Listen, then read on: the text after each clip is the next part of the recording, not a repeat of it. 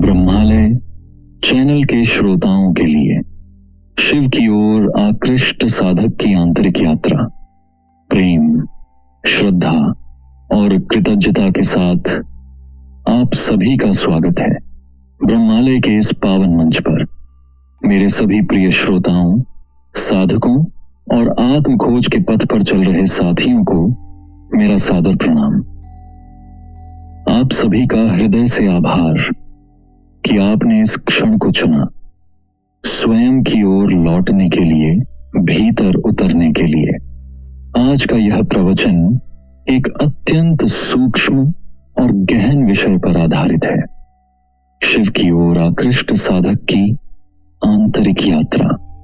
सबसे पहले हमें यह समझना होगा, शिव क्या है? शिव वह है जो अंधकार को समाप्त करके जीवन में कल्याण, शांति और सत्य का प्रकाश लाता है। अर्थात शिव कोई केवल बाहरी स्वरूप नहीं, वह चेतना की वह अवस्था है जहां अज्ञान का अंधकार समाप्त होता है और भीतर सत्य का प्रकाश प्रकट होता है। जागरण, सूक्ष्म आह्वान। शिव की ओर आकृष्ट साधक की यात्रा त्याग से नहीं, बल्कि एक सूक्ष्म आंतरिक अशांति से आरंभ होती है। धीरे धीरे चेतना के भीतर एक परिवर्तन उत्पन्न होता है। जो कुछ पहले पूर्ण लगता था, अब अधूरा प्रतीत होने लगता है। सुख, उपलब्धियां, संबंध, सब कुछ होते हुए भी भीतर एक प्रश्न उठता है, क्या यही सब है? यही प्रश्न जागरण का प्रथम संकेत है। यह अभी वैराग्य नहीं, बल्कि जिज्ञासा का जन्म है। अचेतन जीवन से सजगता की ओर पहला कदम। विघटन, जीवन का पुनर्संयोजन। जैसे जैसे यह जागरूकता गहराती है, जीवन के स्थापित ढांचे ढीले पड़ने लगते हैं। संबंध, इच्छाएं, महत्वाकांक्षाएं जो पहले अटल लगती थीं, अब प्रश्नों के घेरे में आने लगती हैं। यह परिवर्तन सदैव हमारी इच्छा से नहीं होता। जीवन स्वयं को पुनर्गठित करता है। जो हमें हानि या विघटन प्रतीत होता है, वह वास्तव में अंधकार के हटने और सत्य के प्रकाश के लिए स्थान बनना है। अंतर की ओर मुड़ना, मौन की उपस्थिति। अब साधक भीतर की ओर मुड़ता है। एकांत अब अकेलापन नहीं रह जाता, वह अस्तित्व की उपस्थिति बन जाता है। मौन अब रिक्त नहीं होता, वह चेतना से भर जाता है। जिसे हम अकेलापन समझते थे, वही भीतर के प्रकाश का प्रथम अनुभव बन जाता है। आंतरिक संघर्ष, रुद्र की अग्नि। इस यात्रा में एक गहरा संघर्ष भी आता है। एक ओर संसार का आकर्षण, दूसरी ओर सत्य की पुकार। यह द्वंद्व तीव्रता लाता है। संदेह, अस्थिरता, बेचैनी।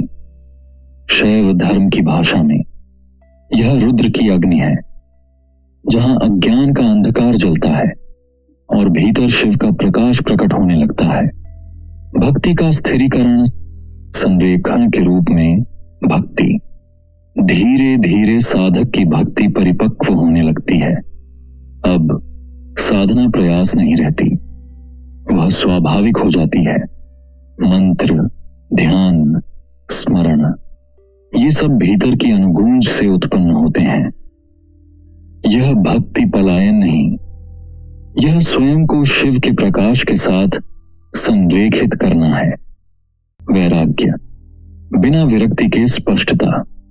अब वैराग्य प्रकट होता है, पर यह उदासीनता नहीं है, यह स्पष्टता है।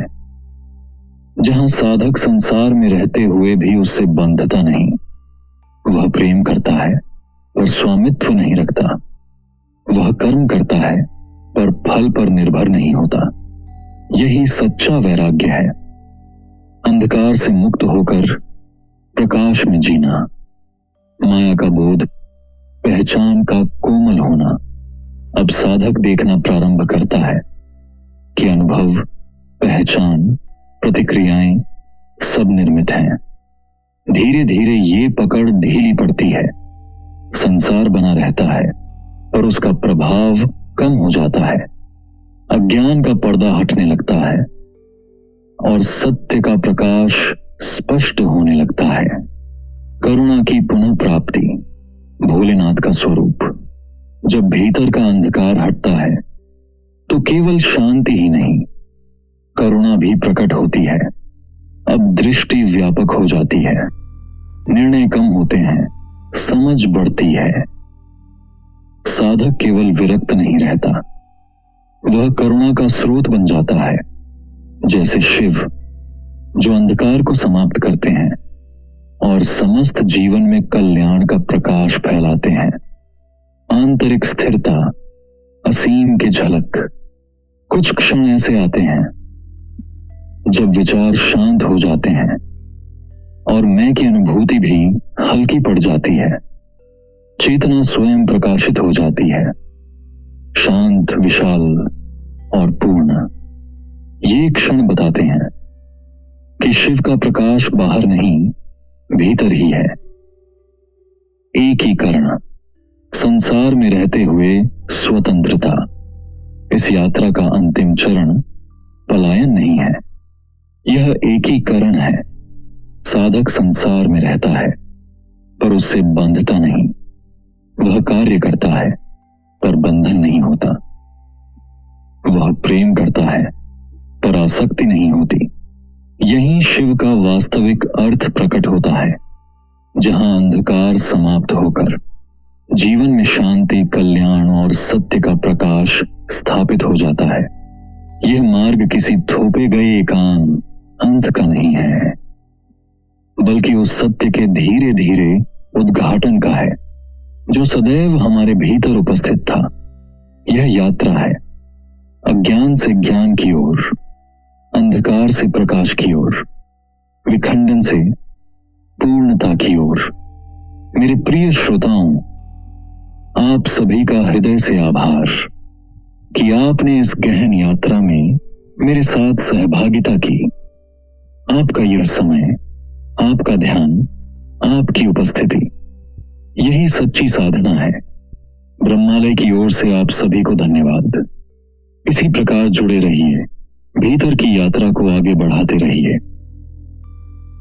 अगले प्रवचन तक प्रणाम। अमरेंद्र।